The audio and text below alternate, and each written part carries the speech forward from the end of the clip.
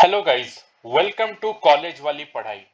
So today we will begin the second episode of programming for problem solving, and today's topic is creating algorithms representing the solution to a problem. So let's get started. So you must have seen the topic on screen. So now let's move into the topic. So let me tell you first what is an algorithm. An algorithm is a process, an algorithm is defined as a step-by-step process or instruction that performs a particular operation, or it's the collection of unambiguous and effectively computable operations that produces a result. It is executed and holds in a finite type, and it is an infinite description of a program. So this minimum things must be known about an algorithm. First definition, algorithm is defined as a step-by-step instructions that allows you to perform a particular operation, or to be much appropriate and complex, collection of unambiguous and computable operations that help you to get executed, produce results and holds in a finite time. Or the simplest one, it is the informal description of a computer program. Done. Taken screenshot. Let's move ahead. So now let's move on to explicit or implicit of an algorithm. Incoming information. What is incoming information? The values. Means problem is there and you need the solution. So incoming information will provide you the values which will help you to find the solution. Line numbers are what? Don't remember anything about line numbers. Just simply know that they are the position in algorithm. Control flow is what? Means what comes step by step and in what manner it comes or in what sequence. Statements are what? Statements tell about the data variables to be updated and in what manner. Outgoing informations are what? Outgoing informations are variables or data sets are the solution. So incoming information is what? Values required for the what? Solution. Line numbers are position in algorithm. Control flow means which step comes after what and what is the sequence. Statements tells about the data variables and how they're updated and in what manner. Outgoing information tells the data sets and values are the solution. Done. Every time I scroll down, please take a screenshot of the particular page. So there are characteristics of an algorithm. So there are three characteristics of an algorithm: concise and correct, finite and complete. Concise and correct is what? The instructions which are provided must be concise and correct. They must not be ambiguous. Finite is what? These are generally for program termination, or else the computer program will run on and on infinitely. Complete is what? The instructions provided must definitely solve the problem. Definitely and completely solve the problem. Then let's talk about the qualities of a good program. It must have the most efficient logic. It must occupy minimum space for the execution of the program. It must generate most accurate results. Not means solution A is B and you are writing A or somewhat. And it is implemented in form of a program. These are some of the basic things you must remember before starting writing an algorithm. At the end of this video, you will see two or three examples of writing algorithms. Then, method for developing an algorithm. First, define a problem. Then what are the requirements of the problem? Then manipulation of the problem. Then you have to test the algorithm. Define the problem. You must be clear about what is your problem. Requirements means you need to list the problem requirements are you must list the input and outputs. Then manipulating requirements are what? You must manipulate the input to produce the output. And test the algorithm at last means you have to check the data sets and verify if the algorithm is working or not. So basically, don't remember description, remember define the problem, problem requirements, manipulation requirements, test the algorithm. So these are the four methods which are required for developing an algorithm. Ignore this. Yeah. So this is one of the example. Suppose there is a program which says you to add two numbers, means 1 plus 2, it is 3. It says like this. So these two are same everywhere. Start and stop. This two is same. So start and stop is same. So for finding take two numbers. One is 1, another one is 3. 1 plus 3 is 4.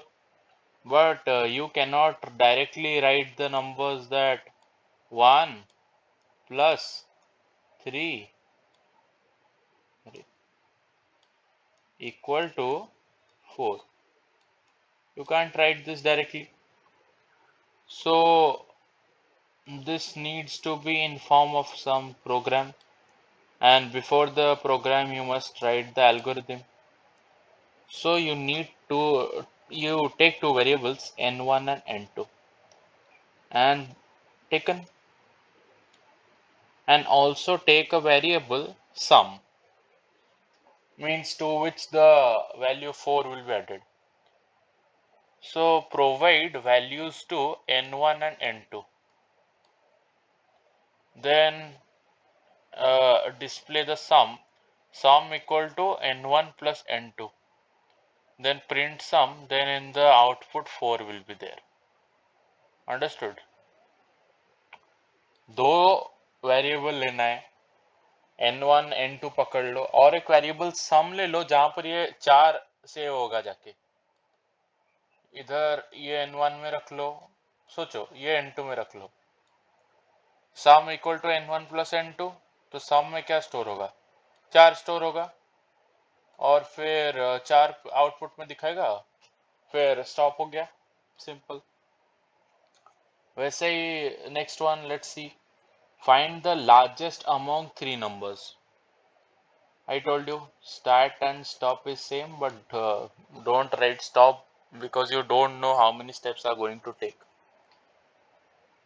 Largest among three numbers, तीन number ले लेना, A B C हो कि कुछ भी लेना, N1 N2 N3 कुछ भी, whatever of your choice.